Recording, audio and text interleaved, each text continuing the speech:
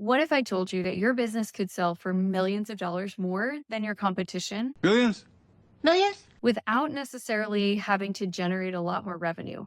The secret is being considered and classified as a best-in-class business. I'm Amy Walker, and welcome to the channel where we teach you about buying, selling, and scaling businesses.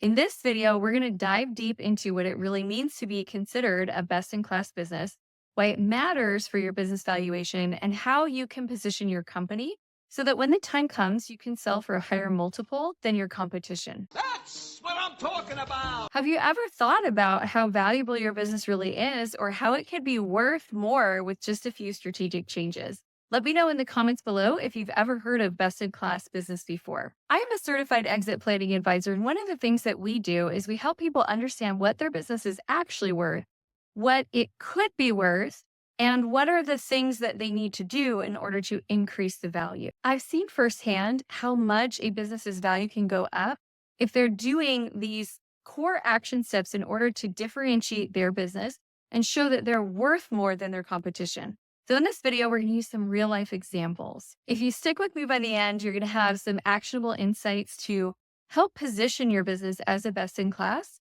And honestly, that can potentially raise its value by millions of dollars. Oh, wow. So what is a best in class business, first of all? This is a business that is not only profitable, but it stands out in all of the areas, from financial performance to customer diversification to having a strong management team. And these businesses are going to command a higher multiple when they're sold because they represent lower risk and higher potential to the buyers. You got a deal. We're going to use Corning as our first example. They have consistently reinvented their business by innovating with products like Gorilla Glass and maintaining high-value partnerships with companies like Apple. So this kind of forward thinking makes a business stand out, and it drives up the valuation of the company because they can show that they're being more innovative and that they're getting better quality contracts than what their competition is getting. And here's why being a best-in-class business actually matters as much as it does. Listen up. Every industry has this range of multiples. And a business that is best in class, they sit at the top of the range, meaning it's going to sell for more compared to its peers. So maybe in your industry, you have between a 2x and a 5x multiple. The difference between what your current profits are being times by 2 versus being times by 5 is significant. That can really truly represent millions of dollars when you do decide to exit your business. Again, the reason why it increases the value is because they're seen as the safer bet. They've got really strong financials, they've got diversified revenue streams, and they're low in reliance on the business owner, so it looks like they will transition well. Let's take Cisco Systems as an example. They grew their revenue from $650 million to $22 billion in revenue through strategic acquisitions. No freaking way. They were buying up other companies so that they could position themselves as the leader in network solutions. That is the type of growth that business buyers are willing to pay a premium for. And here's the thing, it's not just the big businesses that can successfully make those moves. Small businesses are also doing the same strategy, which is called a roll-up strategy. So in big operations, they're going and acquiring anybody who has innovative ideas or innovative technology that makes the parent company bigger. In small roll-up strategies, oftentimes what you're doing is you're going out and saying, okay, this is what my business is worth today. I could probably bring in a 3x multiple. If I were to go and acquire this business, which is my competition, and this business, which is my competition, then I could bring us all three together and we're going to bump that multiple up because number one, our top line revenue and profits are higher. A lot higher. And number two, we have a bigger share of the market, so that seems a lot more favorable. And number three, we're also going to be buying better leadership teams, better systems and strategies. We might be getting some better tech along with this acquisition, which is going to help all of those companies merge together and run in a much more streamlined, more profitable, and more efficient way.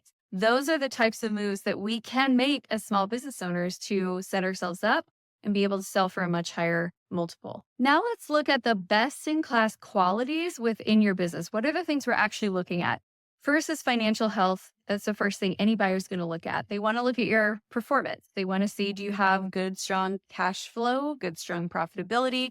Your financial records are transparent and they're in order. That gives potential buyers a lot of confidence. Okay. Bye. For example, Cisco acquired companies strategically and ensured that those businesses were already financially healthy and that they were ready to scale before they made their purchases, which is how they could increase that valuation so quickly. Next is diversification. You don't want to have all of your eggs in one basket. You want to be able to show that you can serve multiple different customers, you have different product lines, and it helps to reduce the risk. So for example, I personally don't want to buy any company that has more than 25% of their total revenue is coming through one account. Because if I lost that one account, then the business would take a really big hit. So diversifying your customer base is something that you can do prior to getting ready to sell, and that will move you more closely to being considered a best-in-class business. Next up on our list is independent management. Your business should be able to operate without you. Having a strong management team in place shows buyers that the business can continue to grow and to run without the current owner's consistent involvement.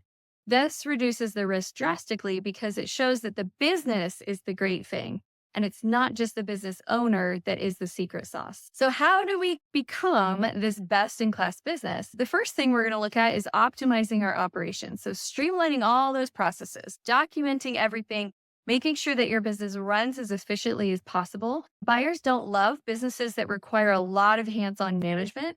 They want something that can kind of run on its own. The next thing we're going to do is diversify that revenue. So we're going to look for ways to spread out our customer base. We're going to look at ways to add in reoccurring revenue, subscription services, and be able to increase the lifetime value of the customer so that we can show that we have a lot of stability in our sales process. Third, we've got to innovate and stay relevant. A best-in-class business is constantly evolving. They're finding ways to innovate, to create new top-of-the-market products or services or keep their technology up to date. But they're showing that they're a leader in the industry instead of somebody who's lagging behind. Fourth, we're going to create a strong brand. We're going to invest in our brand and customer relationships. A well-recognized and trusted brand is going to add a ton of value when you go to sell your company. Being a best-in-class business is about more than just revenue. It's about positioning yourself as the safest, most attractive option in your industry. Whether that's because of operational excellence or customer diversification, or just you have really great leadership.